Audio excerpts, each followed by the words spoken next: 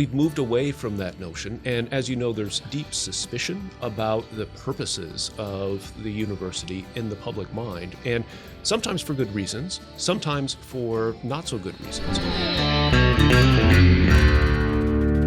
Welcome back to the Kevin Roberts Show. This week we're talking about what may be the most important political, cultural, and economic issue of our time: education. It's an issue close to my own heart. As a former teacher and university president, as the founder of a K-12 school, but most of all as a parent and a fifth-generation educator, I think education is the issue of our age because it's the most important issue that human beings have. To paraphrase Winston Churchill, we form our schools, and then our schools form us. Unfortunately, America's schools have never done a poorer job forming citizens than they do today. Many public and private schools in our own education system today are captured by woke activists. And although you can't always trust historians like me to tell you about the future, 20 years ago, I knew this was going to happen. I was a young, conservative, Christian history professor at a large public university in the Southwest. I should have said I was the only young, conservative Christian history professor at a large public university in the Southwest. And what I mean by that is I would sit in department meetings, I would sit in faculty senate meetings, and I would go home and ask myself, what in the world are these people talking about?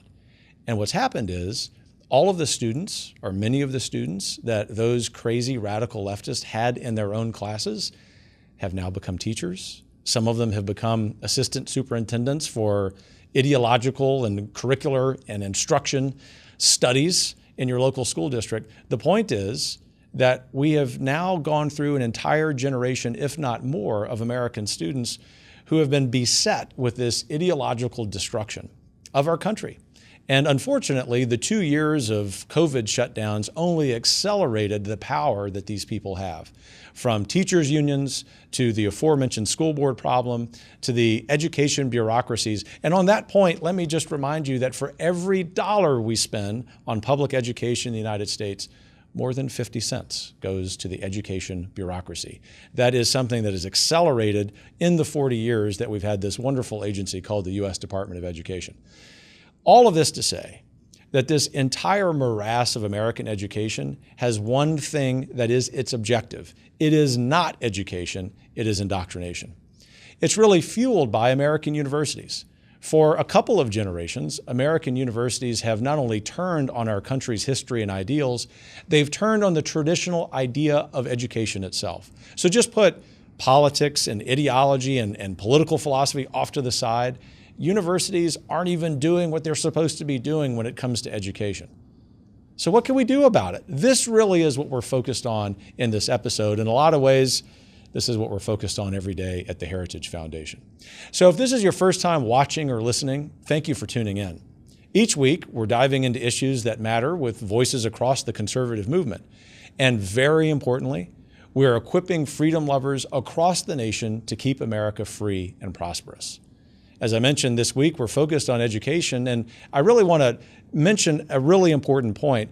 Often people will tell me, Kevin, I've got my kids or my nieces or nephews in the local school district, and it's okay because I can put the political stuff off to the side. I can sort of reprogram them when they get home.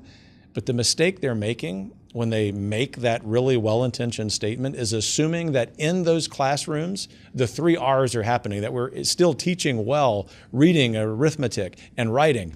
It's just not happening. There's no data, whether from a right-of-center public policy group or a left-of-center public policy group, that shows that American schools are actually focused on education. Actually, to put a fine point on it, over the last 20 years, American schools, American students' educational attainment has slipped precipitously relative to the rest of the developed world. And it leads me to this point. If a nation takes on the character of its people, then our classrooms are ultimately about formation of citizens and souls. If that's the case, we're failing across the board, whether it's in the formation of citizens and souls or whether it's in the hard skills of these really important subjects. But the news gets even worse. And this is coming from an optimist. The left understands this. They understand that education is about more than just the hard subjects. Education is about the future. And therefore, Radical leftists have understood for a long time that education is the issue of our age. And therefore, from the classroom to principals' offices, from school boards to education departments, from campuses to Congress, radical leftists see American schools as institutions not of education, but of re-education. And it has produced three distinct scandals in this arena of education. As I mentioned, educational achievement. There is no demographic group in this country that in the 2020s is performing better in spite of the trillions of dollars we have spent on education than they were a decade ago, 2 decades ago, or 3 decades ago. Secondly, the ideological indoctrination that we're funding with our own tax dollars is intended to reorder America as we know it, using not just our own schools, but our own kids, our own students. And finally, as many of you discovered the hard way in the last 2 years of COVID lockdowns, the education bureaucracy has an open hostility to any questions about greater transparency. As you know, I like to tell the truth in an unvarnished way, but always want to conclude by talking about solutions. And so the solution for education is very simple. To solve all three of these scandals, we have to empower parents to make decisions for their own kids. What schools they attend, what classes and curricula are taught, and making sure that education dollars fund students, not systems captured by leftist partisans. The failure of our schools and universities is a scandal. I would even argue it's an outrage. But this is the key point. It's also an opportunity. And it's an opportunity that I have said multiple times in the last few years is the opportunity of a lifetime. Conservatives have a moral imperative to seize that opportunity and rescue the next generation. And by doing so, rescue our country's future. Joining me today to go into further depth on the state of education is a great friend of mine and president of the University of Dallas, Dr. Jonathan Sanford. He's doing things the right way, and he's building a model that other colleges and universities ought to embrace, which is to say, he's focused on the real purposes of education, as you will see. But first, don't forget to subscribe to The Kevin Roberts Show on Apple Podcasts, Spotify, or wherever you get your podcasts, and give the show a 5-star rating while you're at it. Stay with us. I'll be right back with Dr. Jonathan Sanford. President Lincoln once said, "Elections belong to the people." Here at the Heritage Foundation, we hold these words to be true. However, for elections to truly belong to the people need to trust their results. That's where the Election Integrity Scorecard comes in. We created this tool so that citizens like you can rediscover the rules, regulations, and overall transparency of voting in your respective state. Find the Election Integrity Scorecard on the Heritage Foundation's website at heritage.org/election scorecard. Well, next up is a conversation you'll love with my friend, the president of the University of Dallas, Dr. Jonathan Sanford. JJ, thanks for being here. It's great to be here. Thanks so much for having me, Kevin. Well, among other things that we could talk about with you, because you are a great academic leader in this country, the one we're going to focus on today is the state of American higher education and sort of by extension, the future. But let's just, before we even talk about the University of Dallas, which is a great institution, give us an assessment on, in your experience as a president of a very important liberal arts college, as a professor before that, of American higher education. It's in disarray. I think that doesn't surprise anyone who's listening to us to hear me say that. It's in disarray for a couple of reasons. One of which is the specialization of universities. That's something that has taken place over the last really 60 years. So much so that it's hard to call certain universities if you know what that term means. I mean, they're really multi-universities. And the fundamental principle of a liberal arts university is to think about the unity of knowledge, how the different disciplines interrelate and cohere in a kind of whole, right? So we've moved away from that notion, and as you know, there's deep suspicion about the purposes of the university in the public mind, and sometimes for good reasons, sometimes for not so good reasons. Part of the problem is that universities haven't done the job they're supposed to do when it comes to really educating students for that unity of knowledge and instilling in them those arts that really make them excellent reasoners, clear writers, and eloquent speakers. So is it correct to say that the original purpose of the university hundreds of years ago was that there is, of course, going to be some degree of specialization eventually, but not as early as we see today, but that really the first purpose was for students to understand that unity of knowledge. I would say yes. Now, if you go all the way back to the very origins of the university, that's with the University of Bologna. They were a law university in many respects. Okay, so that's fairly specialized, and they quickly discerned we need to have some kind of foundation so that our students are sufficiently prepared to engage in the kind of specialized research they do in law.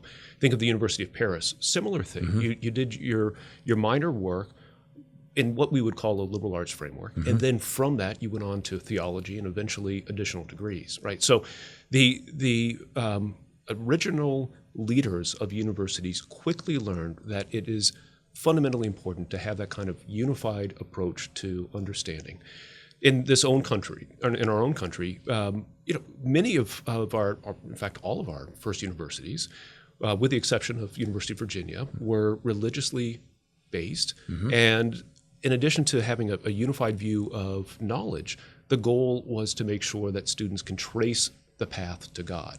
And there was a sectarian emphasis that was part and parcel to this process.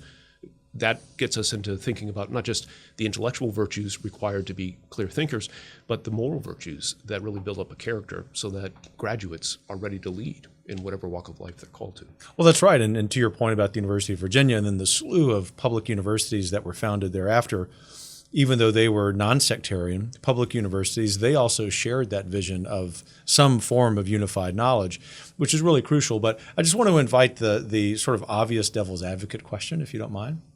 Say someone in the audience is sitting there and saying, okay, Dr. Sanford, we get that the institution you lead is a liberal arts school. We understand that you're dyed in the wool for the liberal arts, but we understand there has to be specialization. And what's your problem with that?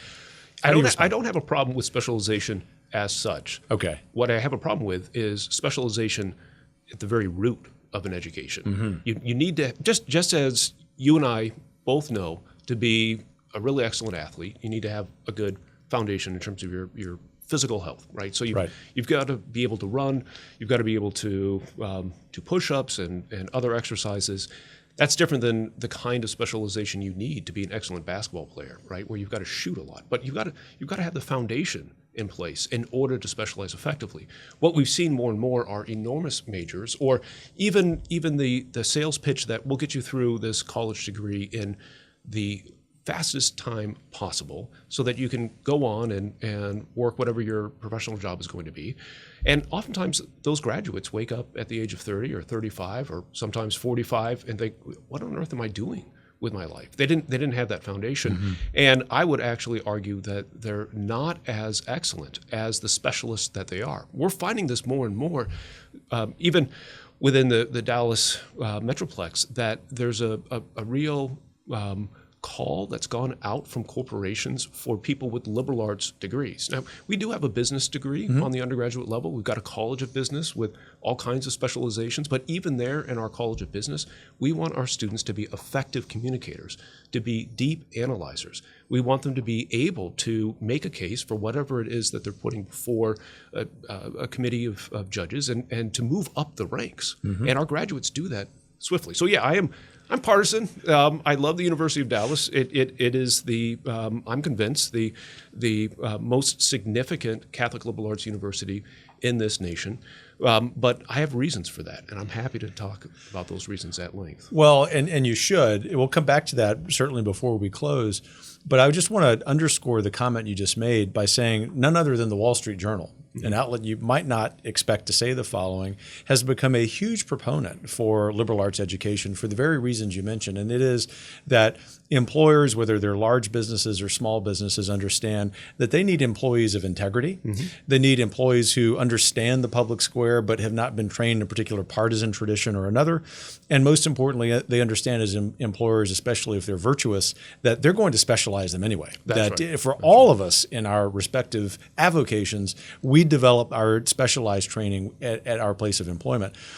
all of that to say, and to lead to this question, for those who don't know the University of Dallas, what's the approach that the university takes to having sort of a foundational set of courses and then giving students the opportunity to begin to specialize? Yeah, so I guess maybe three things to focus on. We've got a core curriculum that's basically a 2-year integrated core curriculum. A lot of other universities have courses that you take as part of a general education, but there's a lot of distribution amongst those courses. We want our students taking the same courses. All of our students take 4 literature courses, 4 history courses. They all take a course in the American founding principles. They all take philosophy courses, theology courses, math and science courses, and the sciences have lab requirements as part of those courses. So they develop that foundation. They begin to think about the relationship between the different disciplines, and that makes them prepared for one of the many majors that we offer, more than 40 majors. And our students move into those majors in a way in which they're really enabled to excel as they leave the University of Dallas and go on into their careers. A second distinguishing feature is we're serious about our commitment to the faith. We're a Catholic university. You don't hear that in the name, and yet we are indeed a Catholic university. We're not run by a particular religious community. We're not run by the diocese, although the bishop of the diocese is our chancellor. We're a lay-run Catholic university that's committed to the apostolic constitution called Ex Corde Ecclesiae. Why does this matter for the liberal arts? Well, Plato, in his dialogue, the Phaedo, after he goes through a series of arguments about the immortality of the soul, and none of them are standing up, and his interlocutors are disheartened, and he pauses and says, look, we're on the precipice of falling into what he calls misology. And he says its origin is like misanthropy. That is to say, you put your trust in an argument in this case, or in reason as such, and then it fails you, and you become a hater of reason. And he says, we need to have some way to establish surety. For Plato, that's where he moves into the invocation of certain myths, right? He turns to the mystical realm or the spiritual realm, however you want to characterize it. He's obviously not a Christian. He's a pagan philosopher.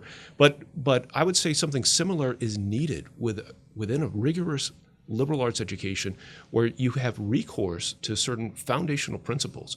And it's a matter of conviction that faith and reason cannot contradict each other, right? You may not understand how they relate, but that can give you the kind of surety of conviction to enable you to go back into the fray. And so your faith in reason is strengthened when you're pursuing the liberal arts within a faith-based institution. The third thing we do, we have about 85% of our students who participate in our study abroad program in a campus we own just outside of Rome. That opens up to our students the world in ways that just staying stateside cannot. And I think of the European theater, if you will, as a kind of humanities lab for our students. And so the history, the philosophy, the theology, the literature, the immersion into art history, that all takes life and shape in ways that it couldn't otherwise. And they come back more rooted and deeply appreciative of America and American founding principles, but with a deep understanding of the world that lies outside of our borders.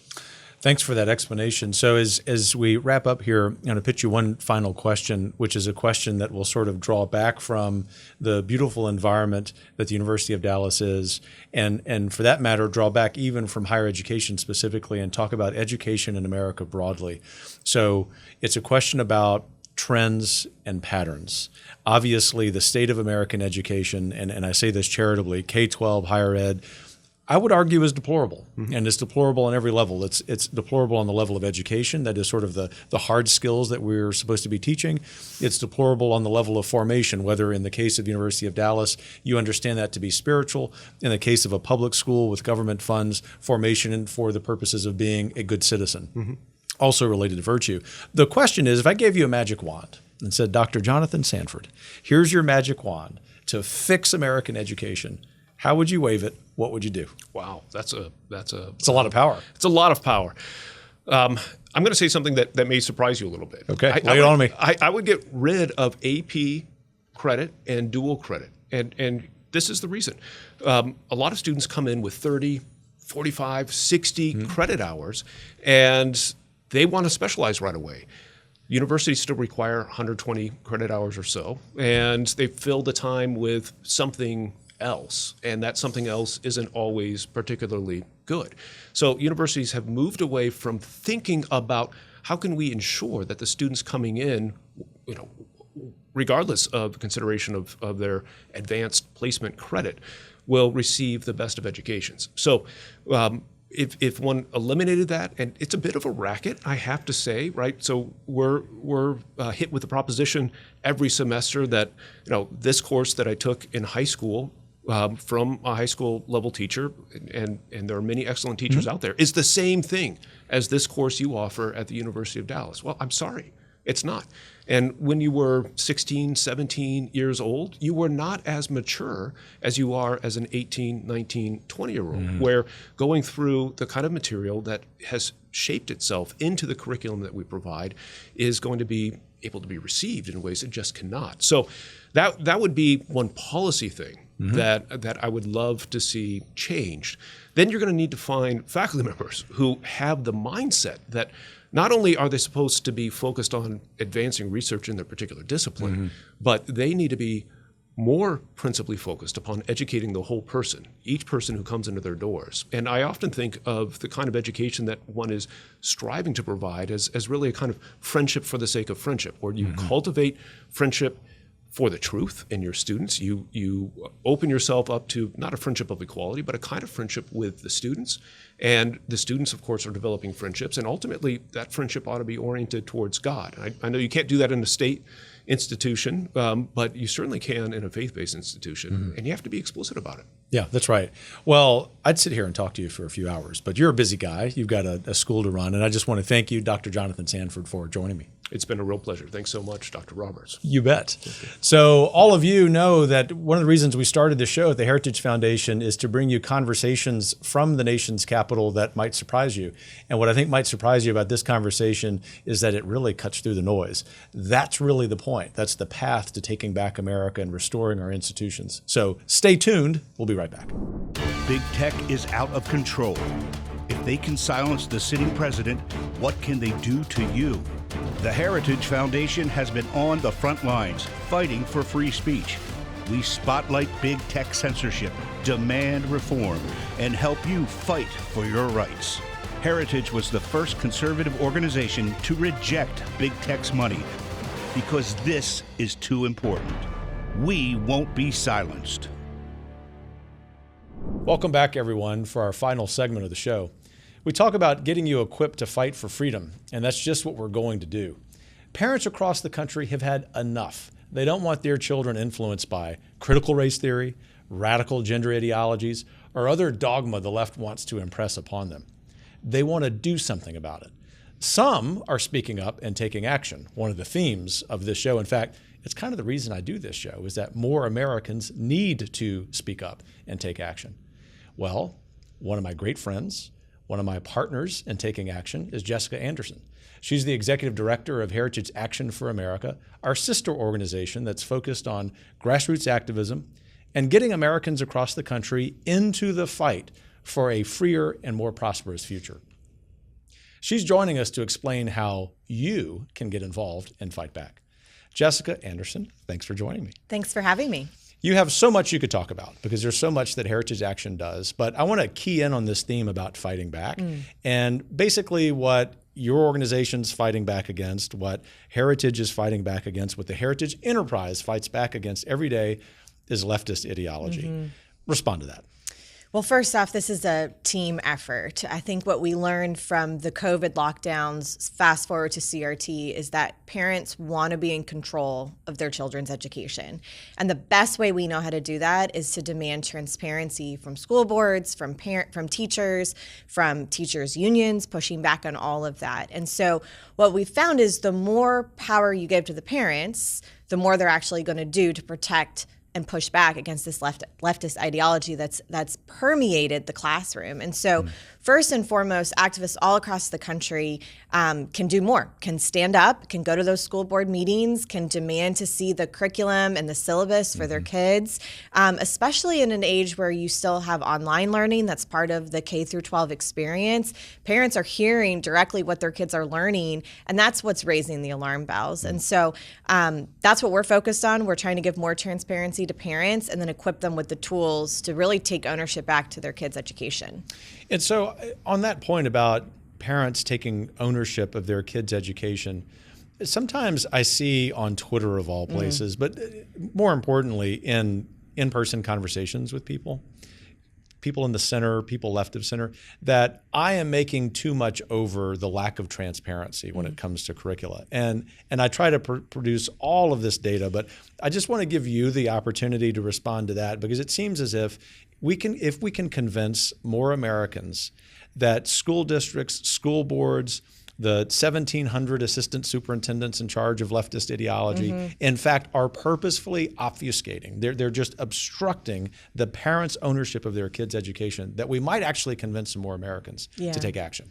Yeah, I think you're right. When schools, and in particular school boards, operate in the dark, bad things happen, right? We saw that in Loudoun County with the cover-up of the rape. We see it in counties like Gwinnett County in Georgia, the largest public school county in the state, where critical race theory is embedded in every single class content throughout the day of a K through 12 student. We see it in some of the biggest counties that are in Texas, where there's CRT laced in the AP syllabuses. So those instances all operated in the dark without any accountability, without any transparency to parents. And as a result, kids are getting taught things without parents even knowing. And that's a problem. So when you ask this question point blank to the American people, actually the majority of Americans, Republicans, Democrats, and independents, support more parental involvement because they want to know what their kids are learning. I mean, look, I'm a mom. I have two children. One that's a school age, third grade going into fourth grade. He spends more time at school than he does with me. I need to know what he's being taught. I mean, that is a huge part of what is shaping his little future as an American citizen. And if I don't have transparency into that, who knows what's going to happen to him? So this idea that we can allow schools to operate in the dark without any accountability is wrong. It's un-American. And that's really, frankly, what parents are standing up to do, is to take that agency back. Do you think, especially from your perspective as a mom of school-aged kids, that in this case the left has overreached? By that I mean they've shown their hand, in particular Randy Weingarten, other teacher unions types, actually saying out loud what they probably shouldn't, which is that they, not you as a mom, are in charge of your kids. It was a wild experience to watch all of the flip-flopping from the National Teachers Unions on multiple occasions the past 18 months. You know, first they came out and said, no, there's no critical race theory in any of our schools, period. They pulled it off of their websites. Well, we have the screenshots of that from all of their big conferences where they talked about Marxist ideology and putting it at the base level through the Common Core curriculum. I mean, that's where this all started, right? It wasn't the Common Core standards. It was the Common Core curriculum that slid CRT into all of our schools. So the National Teachers Union said, no, there's no CRT. Well, then the left went crazy and said, yes, there is. We need to be teaching this progressive ideology. So then they backpedaled and said, oh, wait, there is, but it's not as bad as everyone thinks. So they read the same polls we do. They hear the same parental outcry that we do. They know they're in the wrong, but they're trapped. Yeah. And teachers unions, unfortunately, are beholden to these far left, woke, progressive policies. And until we break that foothold through the state legislature, through governors pushing back, we're not going to make any progress. So that really is the goal. If we can break that foothold that they have, then that can usher in so many other conservative parents first, children's first curriculum like school choice that we're working on and have a long-term plan to get to. But that's the first step. The other thing that they can't decide on is who's in charge. Right? I mean, we saw this with the governor's race for Virginia, where you had the Democrat governor that was leading in the polls at the time come out and specifically say, I don't want parents in charge of their kids' schools. It's like, cue the back of the curtain person that's freaking out because that was just such a wild statement to make, and it ended up blowing up in his face. And that's why we have Governor Youngkin that won because of parents standing up and saying, no, I do want to have a choice in my kid's school, and I want to be able to have some level of transparency into what my child is learning. I think that's so important, and it's important because that's the foundation, as you state, of changing policy. And so give us a glimpse, because you and your staff are tracking every day state legislation for parental rights. Is there enough progress going on at the state legislative level that might excite people who are watching this? Yeah, state legislators are trying to be bold, and they're just getting started. Florida, Kansas, Alabama, Mississippi, South Carolina, Arizona, they're all trying to take on this issue head on, and they're coming at it from two different ways. They're either moving these parental Bill of Rights bills through. What that does is provide that academic transparency, or they're being even more direct, and they are trying to root out the rot of critical race theory in the actual curriculum. So both efforts are good. Both efforts are super important, and they're happening at the same time. What they ultimately need to lead to, though, is, and where I hope they will get in 2023, is a renowned clarion call to push private school choice. If we don't get there at the end, then that's just addressing, right? This is the first step of many that we need. So my hope is that these big school choice states like Texas, like Florida, they both have huge opportunities to tackle this head on and provide opportunity for all students, regardless of economic background or where their school lies in a rural versus an urban school district, and really give school choice back to parents and allow money to follow the student and not go to the school or the big school board or the superintendent. So that's the goal. And I certainly want to applaud the state lawmakers that have recognized what we do at Heritage, which is that getting education right is the bedrock of our republic, and getting this to a place where we can be proud of what our kids are learning and not worried about it is going to put a whole host of parents across the country at ease about our future. Yeah, and I want to use that to pivot to a really important question, not just for you in Heritage Action, but hopefully for every member of the audience. Because I think what y'all at Heritage Action do so well every day is connect policy with action. And so is there an example or two? I mean, you and I didn't talk about this beforehand, so this is just going to be a natural response from you, which is awesome. Is there an example or two of people, Sentinels, who are your Heritage Action members, who made a difference? And the underlying assumption in that question, as you know, Jessica, is confronting this complaint that we hear from people like you and me and our families. Well, there's nothing I can do. You know, I'm just a guy. I'm just a gal. There's nothing I can do. Respond to that. Well, there's so much that you can do, whether you have an hour or you have 10 hours. We frankly, we need the help. And so saveourschools.com is the one-stop resource shop where anyone can go to pull resources, everything from how to submit a FOIA request to understand what's going on behind the scenes to talking points with your state lawmakers. Everything is there. It's a broad coalition across the country at saveourschools.com.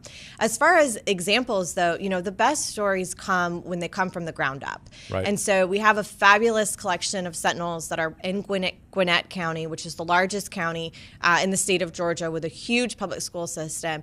They started going through the curriculum that was available online, and they started taking screenshots, and they started saving those screenshots because they were worried, well, what if they go away? What if someone takes it down when we expose just how radical the syllabuses are for our kids' schools in public school? And sure enough, that's exactly what happened. The Sentinels put together a letter. They pointed it out to the school board superintendent. They asked, what's going on here? Can we get this removed? We don't want to have this Marxist ideology actually written and articulated on the syllabuses.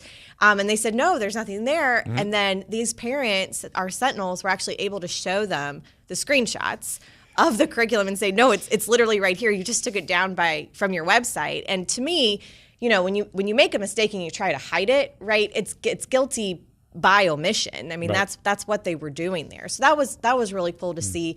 A very similar story of parents that stood up at the state capitol in Arizona this last week. We had about 24 Sentinels that went to support the Reject CRT bill that's moving through the Arizona state legislature. They had big signs, you know, let parents serve and support our kids, put kids first, not teachers' unions. And they did what we call hallway activism. So they went door to door talking with the state lawmakers that were pushing these bills, and they said, hey, we have your back. Get this done, stand up to the teachers union, and that bill now is going through the Arizona State Legislature and hopefully will end up on Governor Ducey's desk here in the next 2 weeks. So there's a lot people can do, whether you can literally commit to doing FOIAs and showing up at rallies, or you just can send a simple email. The truth of the matter is, lawmakers at the state level aren't used to hearing from constituents. So 10 emails gets their attention really, really quick. And saveourschools.com is a great place to start to learn how to do that. Well, thanks for that. So if someone is watching or listening to that response and they said, oh, I want to be part of that, in other words, I want to be a sentinel, how do they do it? Well, we'd love to have them, first and foremost.